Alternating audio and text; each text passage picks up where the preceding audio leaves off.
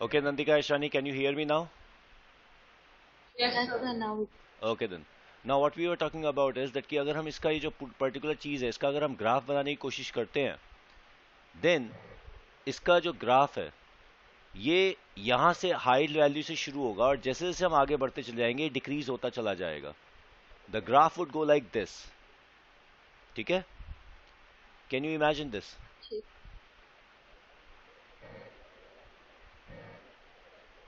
ठीक है? Okay. Okay.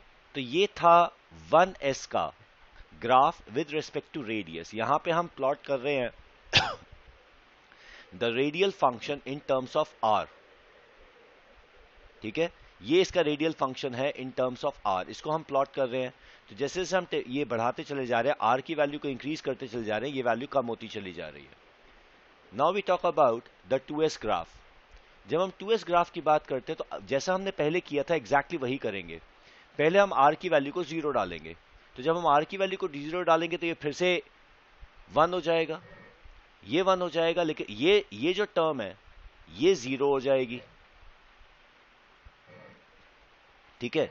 अब ये टर्म जब जीरो होगी then in that case again we are going to have certain value of this particular term क्योंकि ये टर्म जीरो नहीं हुई है. ये वाली टर्म जीरो नहीं हुई है. अब जब यहां पर हम इस पर्टिकुलर टर्म की बात करते हैं तो यू कैन सी कि जैसे जैसे हम आर की वैल्यू को इंक्रीज करते चले जाएंगे there would come a time when this entire factor is going to become equal to one. At that time this particular term is going to become zero. जब ये टर्म जीरो हो जाएगी तो ये पूरा का पूरा फैक्टर जीरो हो जाएगा. और उसके बाद जब हम आर की वैल्यू को और इंक्रीज करेंगे तो दिस टर्म ये वाला वैल्यू ये वाला जो फैक्टर है ये वाला factor this is going to become more than one. And then this entire sequence is going to become negative. तो यहां पर जब हम इस ग्राफ को बनाते हैं तो ये वाला ग्राफ कुछ इस तरीके से जाएगा. यहां से ये स्टार्ट होगा हायर वैल्यू से. It is going to go to a lower value cross it here and then it is going to go like this. Is it clear? ये सुनाई दे रहा है I आपको? didn't get I didn't get the equation wala thing. ये जो equation सामने लिखी हुई है इस Hmm. इक्वेशन को देखो. अगर हम यहां पे आर की वैल्यू को जीरो पुट कर देते हैं इस पर्टिकुलर फैक्टर में जब हम इस आर की वैल्यू को जीरो पुट करते हैं तो ये फैक्टर वन बन जाएगा. ये वाली टर्म जीरो हो जाएगी और जब ये वाली टर्म जीरो होगी तो ये हमारे पास ओवरऑल टर्म बच जाएगी. This term is not zero. Okay. ठीक है?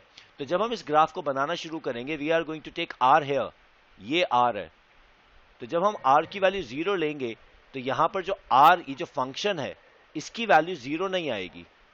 It is going to be a finite value here. अब जैसे जैसे हम आर की वैल्यू को इंक्रीज करते चले जाएंगे ये वाला फैक्टर डिक्रीज करता चला जाएगा क्योंकि आर यहां पे नेगेटिव पावर में है. तो जब ये आर नेगेटिव पावर में तो जैसे जैसे हम इसको इंक्रीज करते जाएंगे ये फैक्टर डिक्रीज करता चला जाएगा. साथ ही साथ ये जैसे जैसे हम आर इंक्रीज करते चले जाएंगे ये वन से सब्ट्रैक्ट हो रहा है. वन से सब्ट्रैक्ट होने Hmm. की वजह से it is going to become lower value. And one there would be a time when this particular factor ये वाला जो फैक्टर है this is going to become equal to one. When this factor becomes equal to one this entire system ये पूरा का पूरा system zero हो जाएगा. ठीक है? Hmm. तो at that point this is going to cross the x axis. यहां पर ये वैल्यू इस फंक्शन की जीरो हो गई है. इसके आगे अगर हम इसको इंक्रीज करते हैं तो this is going to become negative. ये नीचे की तरफ जाएगा.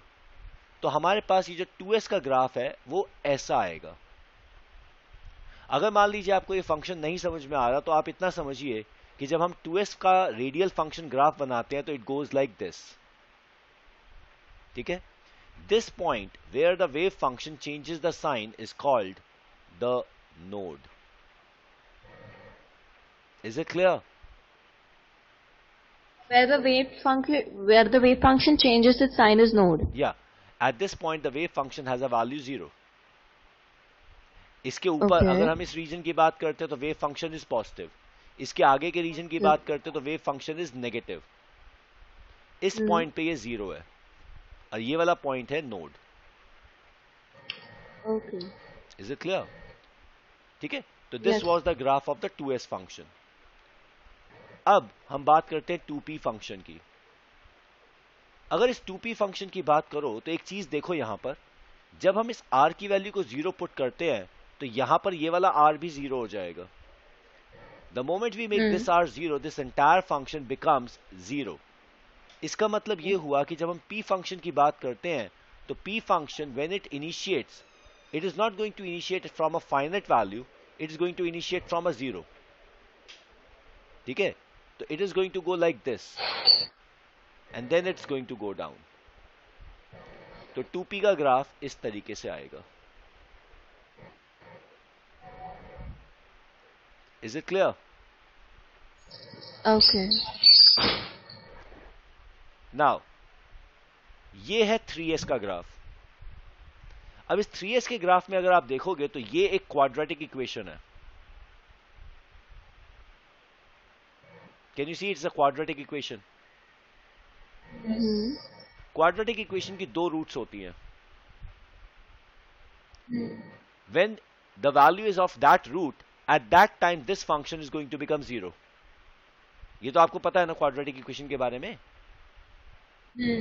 तो ये दो जगह 0 आएगा, एक नहीं दो जगह.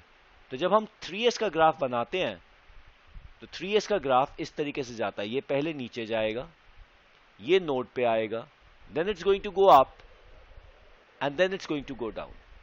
ऐसे. तो ये और ये दो पार्ट नोड्स है. ठीक है. अब ये जो हम नोड्स की बात कर रहे हैं, these nodes are in radial function. So these are called radial nodes. ठीक है.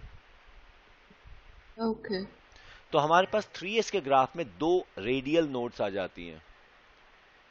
अब अगर हम यहां पे बात करें 3p की, तो 3p के अंदर as this equation will tell you कि यहां पर एक पोजीशन पे नोड आएगी जब ZR/6a0 is equal to 1.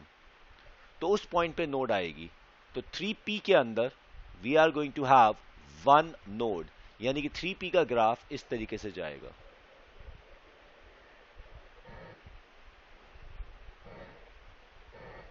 Is it clear? ठीक है. Accordingly, basically, I didn't get this one thing. बोलिए. We're supposed to see, मतलब पहले first we substitute r is equal to 0 and accordingly we have to see the number of the value that it has. So accordingly, the graph number की of nodes initiation can be मिल जाता है हमें उससे हमें graph का initiation मिलता है, उससे हमें नोड नहीं मिलती. ये पार्ट कभी 0 नहीं हो सकता. तो हम ये देखते हैं कि ये पार्ट, ये जो पार्ट है, ये 0 कब होंगे, ये वाले पार्ट. अब एक चीज इसमें देखो कि यहां पर ये मल्टीप्लीकेशन में r है. तो अगर ये मल्टीप्लीकेशन में r है तो इसको जैसे ही हम 0 पुट करेंगे पूरा फैक्टर 0 हो जाएगा. तो इसका मतलब ये हुआ कि at origin this wave function has a value 0. ठीक है. फिर ये टर्म हमें बताती है कि ये r पे ये वाला टर्म 0 नहीं हुआ, ये किसी और वैल्यू पे जाके 0 होगा, क्योंकि this is 1 minus this particular factor. तो this is going to become 0 at some other position. तो that tells us that some other place we are going to get a node. एक और बार इस फंक्शन में 0 वैल्यू आएगी. Clear? What is A0 here? A0 is a standard radius. This is equal to having A0 की value आती है 0.529 angstrom. ये इस A0 की वैल्यू है. This is a constant for hydrogen. ठीक है. देखो यहां पर एक बात का ध्यान रखना, सिवाय R के, except for this R, everything is a constant. तो ये सारा का सारा जो पूरा का पूरा जो इक्वेशन है सिर्फ और सिर्फ R पे डिपेंडेंट है, सिर्फ R पे. इसी वजह से इसको रेडियल फंक्शन कहा जाता है. Is it clear? ठीक है. Hello. Yes, sir. Okay. Yes, sir. Yes. ठीक है. तो यहां पे अब हम 3D की बात करें. अब 3D के अंदर देखोगे कि अगर फिर से हम R की बात करते हैं तो दिस डजंट बिकम 0, लेकिन ये R यहां पर इसको 0 बना देता है. तो D फिर से 0 से स्टार्ट होगा और इस पूरे फंक्शन के अंदर फिर से हमारे पास कोई भी नोड नहीं है. Except for this particular position, ये और कहीं जीरो नहीं बनाएगा। तो 3D के अंदर फिर से हमारे पास ग्राफ ये आ जाएगा। और अगर ये सारे ग्राफ एक साथ हम देखें तो this is how these are all the equations comparison wise, and these are their graphs. ये देखो, ये है 1s का ग्राफ, इसमें कोई नोड नहीं है, these are the scale graph. ये है हमारे पास 2s का ग्राफ, 2s के ग्राफ के अंदर as you can see this is the node, ये है नोड, ठीक है। 2p के ग्राफ में फिर से कोई नोड नहीं है, this is the graph of 2p। जब हम 3s की बात करते हैं तो एक नोड तो ये रही और दूसरी नोड ये रही, ये है 3s का ग्राफ। जब हम 3p की बात करते हैं तो 3p के अंदर एक नोड है, और जब हम 3d की बात करते हैं तो इसमें कोई नोड नहीं है। क्लियर? ये जो ग्राफ है these are called radial function graph. अब इस रेडियल फंक्शन ग्राफ में ये जो रेडियल नोड्स हैं इनका एक स्पेसिफिक फॉर्मूला है। फॉर्मूला ये है that radial node in any wave function is equal to n minus l minus 1। तो जो भी n की वैल्यू है उसमें से l को सब्ट्रैक्ट करो, उसमें से 1 को सब्ट्रैक्ट करो, जो वैल्यू आएगी that is called the number of radial nodes. For example अगर हम 3s की बात करते हैं तो 3s में n की वैल्यू इज 3, l की वैल्यू इज 0, तो n minus l minus 1 would be equal to 3 minus 0 minus 1, that is equal to 2। तो एज यू हैव सीन कि 3s के अंदर हमारे पास 2 रेडियल नोड्स हैं। इसी तरीके से 3p के लिए भी कैलकुलेट करोगे, इसके अंदर 1 रेडियल नोड आ जाएगी। तो this is the formula to calculate radial node in any wave function और रेडियल फंक्शन, या फिर किसी भी ऑर्बिटल के अंदर हमारे पास कितनी रेडियल नोड होती हैं, ये उसका फॉर्मूला है। ठीक है? And now we are going to talk about the square of the plot. जब हम स्क्वायर ऑफ द प्लॉट की बात करते हैं, बी वेरी क्लियर, फिर उसमें नेगेटिव पार्ट नहीं आएगा। जब हम 1s के ग्राफ की बात करेंगे 1s graph would again remain like this. जब हम 2s के ग्राफ की बात करेंगे then 2s graph is going to become like this, ये ग्राफ हो जाएगा 2s का। जब हम 2p के ग्राफ की बात करेंगे तो 2p का ग्राफ फिर से ऐसा ही आएगा।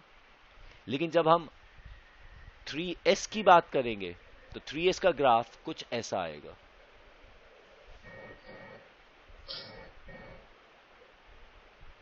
ठीक है?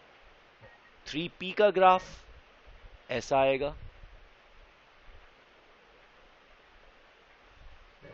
और 3d का ग्राफ, ये 3p का ग्राफ है, और 3d का ग्राफ ऐसा जाएगा। देखो मैंने आपको यह बताया था कि psi is the amplitude similar to amplitude function. Do you remember that? Yes. Okay, तो जब साई एक एम्पलीट्यूड फंक्शन है तो square of psi gives us the probability of finding the electron in a given reason.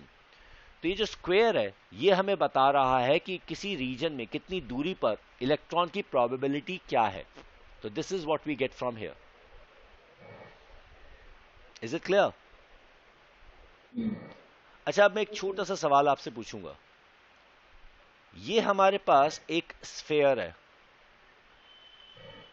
ठीक है, और इस sphere के अंदर एक छोटा स्फेयर है। क्लियर? तो this actually becomes a shell. ये जो छोटा स्फेयर है इसका रेडियस है r, और ये जो बड़ा स्फेयर है इसका रेडियस है r प्लस dr। ठीक है? तो क्या आप मुझे इस शेल की वॉल्यूम बता सकते हो? 4/3 पाई आर क्यूब, मतलब pi r plus d r cube minus r cube. Value बताओ मुझे। और एक बात का ध्यान रखना, this d r is a very small value. तो अगर कहीं पे आपके पास डी आर स्क्वेयर आ जाए या डी आर क्यूब आ जाए तो d r square and d r cube are equal to 0। ठीक है? आपके पास फॉर्मूला सीधा सीधा ये आएगा, r प्लस डी आर, ठीक है, whole cube minus r cube. ठीक है, this into 4/3 pi into this is the value formula of this particular volume. तो इसकी फाइनल वॉल्यूम आप Yeah. निकाल के दे सकते हो मुझे? इसमें बस opening up the इसे सॉल्व कर दो ना, इसे ओपन कर दो ब्रैकेट को। जब आप इसको ब्रैकेट को ओपन करोगे तो जो फाइनल वैल्यू आपको मिलेगी वो है 4 पाई r square dr। Do you get this value?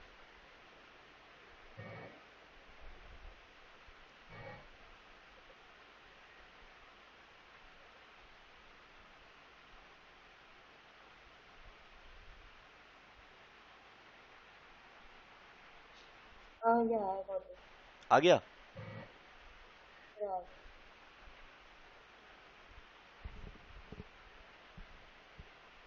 Nandika, did you get it? I got it, sir. Okay, Aishani? Yeah, sir. आ गया? ओके, अब ये देखो, ये वॉल्यूम है। अब हम बात करेंगे वॉल्यूम डेंसिटी की, यानी कि जैसे जैसे हम थोड़ा दूर चलते चले जाते हैं किस तरीके से ये फंक्शन चेंज होते हैं। जब हम वॉल्यूम डेंसिटी की बात करते हैं तो this is the product of this wave function with the volume function, और तब हमें ये ग्राफ मिलता है।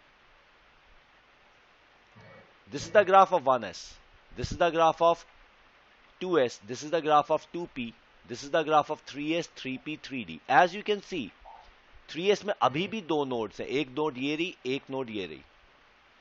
3p में अभी भी एक नोड है, 3d में नोड नहीं है। 2s में ये रही नोड, 2p में नोड नहीं है, 1s में नोड नहीं है। ठीक है, तो these are the graphs. Okay. Clear?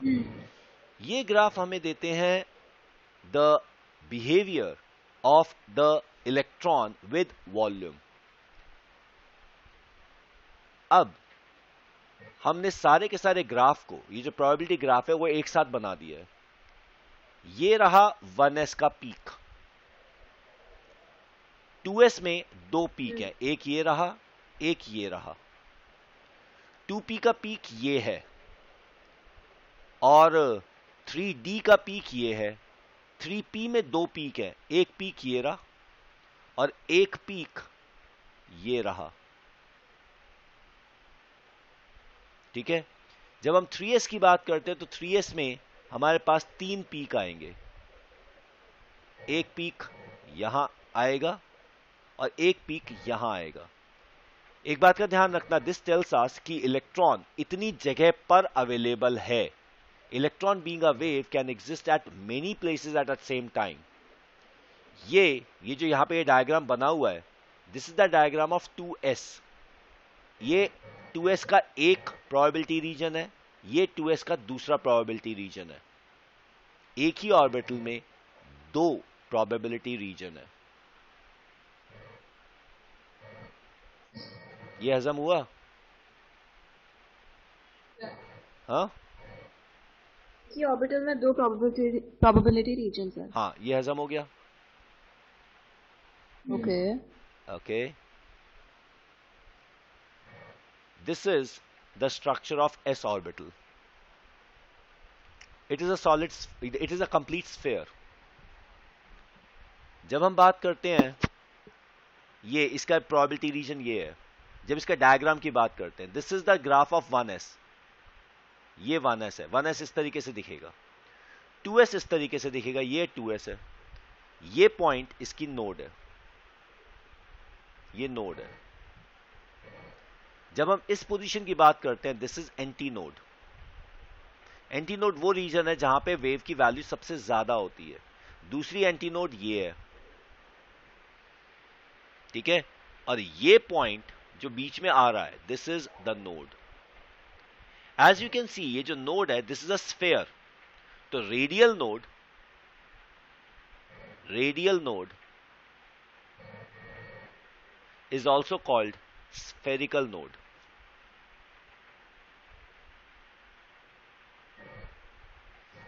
ठीक है, ओके, तो ये हमारे पास ये ग्राफ है 3s का, this is 3s, this is 2s and this is 1s.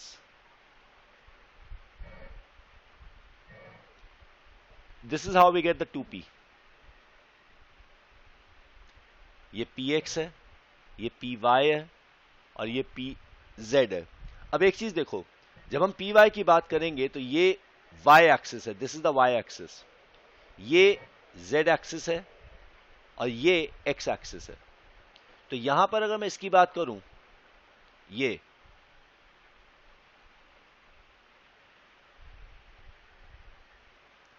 अगर मैं यहां से एक प्लेन ड्रॉ कर दूं, इस जगह ये प्लेन ड्रॉ कर दूं ऐसे, तो this plane is actually a nodal plane where this particular orbital does not have any probability. ये यहां पर हम इसके एंगुलर फंक्शन की बात कर रहे हैं. तो ये जो रीजन है, this is a nodal region in an angular function. This is called the angular node, or this is also called a nodal plane. ठीक है, ये नोडल प्लेन का general formula, this is equal to L. तो यहां पे P के अंदर L की वैल्यू 1 है, तो इसमें एक नोडल प्लेन है. यहां पर इस पर्टिकुलर Px अगर एक्सिस की बात की जाए, Px ऑर्बिटल की बात की जाए, तो इसके अंदर Z y plane is the nodal plane. अगर Py की बात करोगे तो XZ is the nodal plane, और अगर PZ की बात करोगे तो XY is the nodal plane. Nodal plane वो रीजन है जहां पे इलेक्ट्रॉन प्रोबेबिलिटी मिनिमम है, या ये कह लो कि 0 है. Is that clear Nandika Aishani?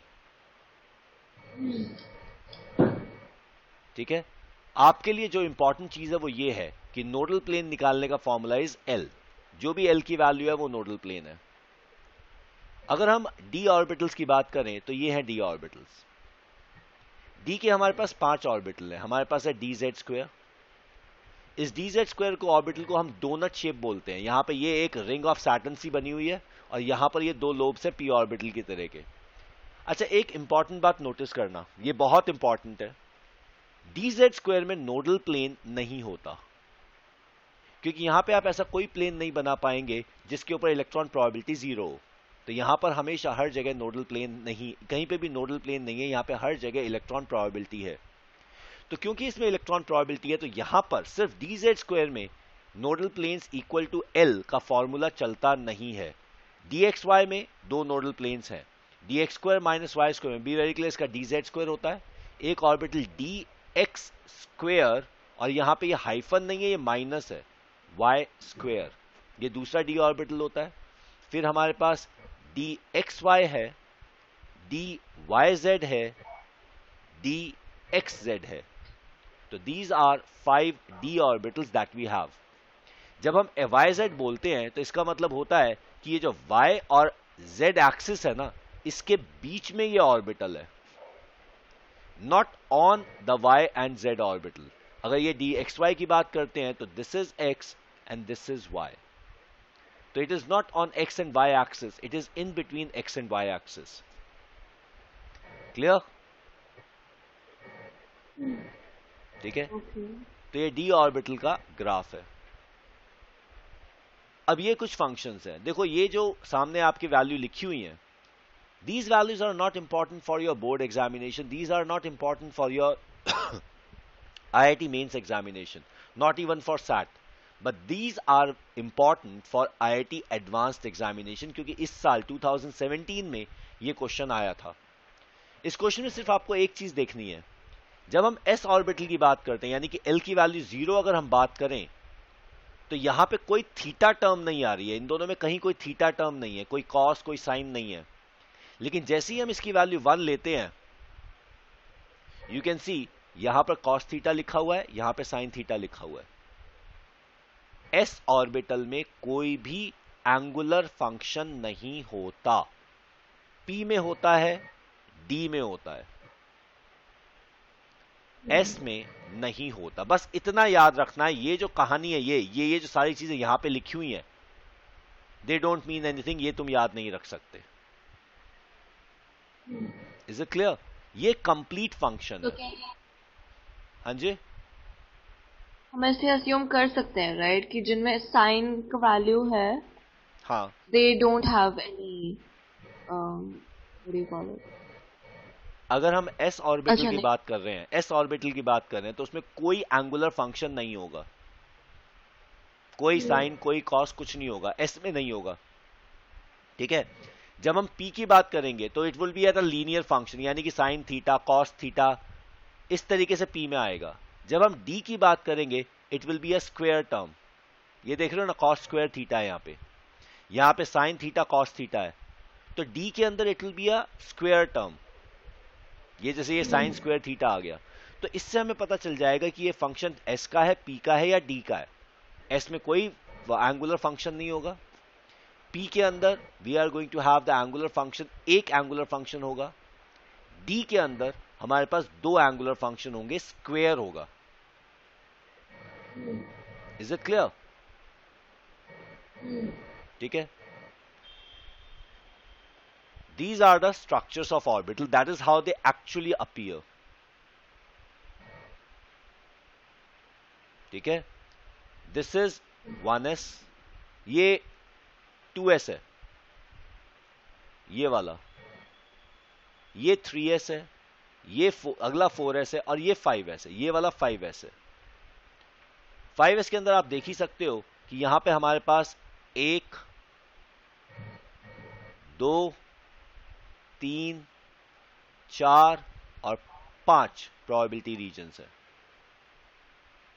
ठीक है। इसके अंदर भी आप गिन सकते हो 1 2 3 और ये अंदर 4 प्रोबेबिलिटी रीजन है, 3 नोड्स हैं। ये जो अंदर छोटा सा सर्कल दिखाई दे रहा है ये भी एक नोड है, ये बाहर एक सर्कल दिखाई दे रहा है ये वाला, ये एक नोड है, ये अंदर भी एक नोड है ये। ठीक है। तो that is how we see the S orbital. जब हम पी ऑर्बिटल की बात करते हैं तो ये देखो, ये रहा 2p ऑर्बिटल। इस 2p ऑर्बिटल के अंदर बीच में ये रहा नोडल प्लेन। ठीक है। ये 2p z है, ये 2p x हो सकता है, 2p y हो सकता है, ये 2p x और 2p y कुछ भी हो सकता है। जब हम 3p की बात करते हैं तो ये देखो, ये रहा नोडल प्लेन बीच में, और ये जो चीज है ये this is the spherical node और radial node. Is it clear? ये d है, इसके अंदर एक नोडल प्लेन ये रहा, एक नोडल प्लेन ये रहा, इसमें दो नोडल प्लेन है। ठीक है। This is how the orbitals appear to us.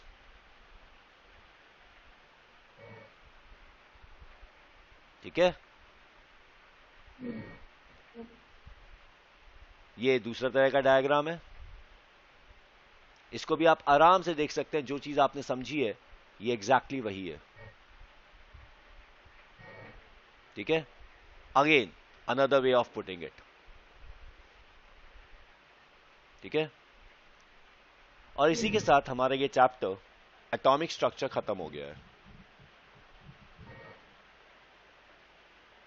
Is that clear? Okay. So now अब एक बार बताओ, आज की क्लास यहीं खत्म करनी है या अगली क्लास के, या इस क्लास में हम पीरियोडिक टेबल शुरू करें?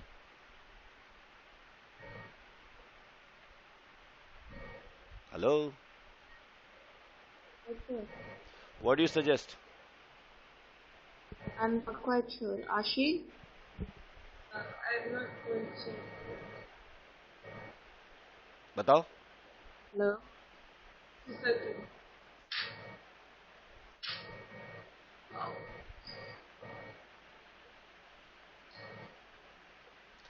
Hello? हाँ बोलो। नहीं, one second.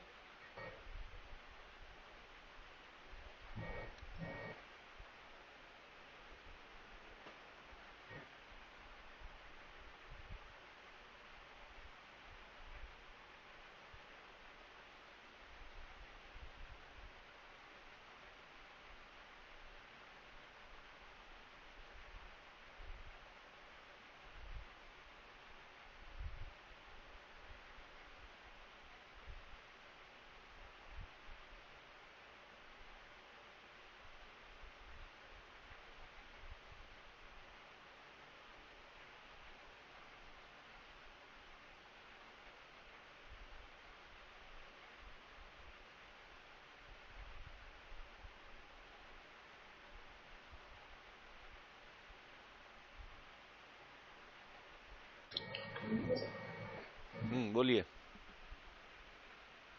It works fine with me अगर आज स्टार्ट हो रहा है. आज स्टार्ट कर दें? हम लोग मेरे को कोई प्रॉब्लम नहीं है. Either way it's not a problem. आप बताओ ना, शुरू करना तो शुरू कर देते हैं. चलो आप एक काम करो, व्हाट आई सजेस्ट यू, आज हमने करीबन लेट अस से 45 मिनट्स की क्लास की है, तो व्हाट वी डू इज, आप पीरियोडिक टेबल एक बार पढ़ के रखो, ठीक है? Next time we are going to continue the classes for let us say 1 hour 15 minutes and we are going to complete the periodic table at that time, ठीक है? मीनवाइल आपके पास ये जो रिकॉर्डिंग है आएगी, इसे आप देखिए, पढ़िए, ठीक है? Yeah. चलो, आज का थोड़ा सा ये जो टॉपिक था ना, थोड़ा सा डिफिकल्ट टॉपिक था, इसे एक बार दोबारा देखना और एनसीईआरटी से एक बार इसको पढ़ लेना, clear? So that next time we can complete the periodic table. Last time you sent a link of a workbook. वो गलत आ गई थी, वो 12th क्लास की वर्कबुक आ गई थी आपके पास, As a workbook. ठीक है? मैं अभी आपको एक और लिंक भेज दूंगा, वहां पे उसके अंदर एक वेबसाइट नोट कर लो, this is chemistry Gurukul .blogspot.in, ठीक है? इस पे जब आप जाओगे, पीसी से लॉगिन करना, और पीसी से जब आप लॉगिन करोगे तो you are going to see on the left pane there is a topic called chem game, Okay. ठीक है? इस वेबसाइट पे जब आप जाओगे, केम गेम में जाओगे, तो इट इज, आपको सारे के सारे इंस्ट्रक्शन फिर इस वेबसाइट पे मिल जाएंगे, थोड़ा सा इसको देखना and then you will find this is an interesting site for you, okay? तो आज इस पे जाके आप देखिएगा, आपको बहुत कुछ मिल जाएगा, असाइनमेंट वगैरह भी मिल जाएंगे. अच्छा, अब एक बात बताओ, एक चीज और बताओ, would you like to have the assignment of entire atomic structure और only the topic that you have done with me? Entire atomic structure. ठीक है, आपको एंटायर एटॉमिक स्ट्रक्चर की लिंक में आप भेज दूंगा, अभी कल आपको मिल जाएंगे, ठीक है? Next class we are going to have it on Sunday. Yeah. Okay then, bye, thank you. Yes, sir.